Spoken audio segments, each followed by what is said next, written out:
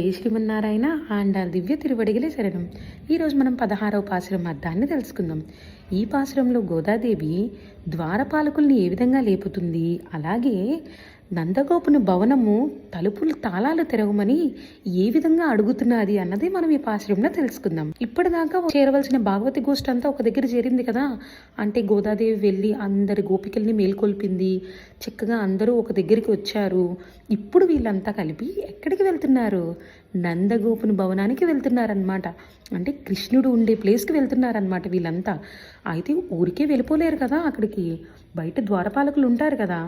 ఆ ద్వారపాలకుల్ని తలుపు తీయమని ఏ విధంగా అడుగుతున్నదన్నది చూద్దాం.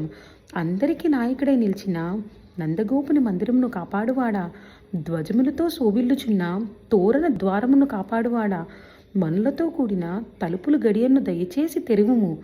మేము గోపబాలికలము, భయపడాల్సిన అవసరం లేదు.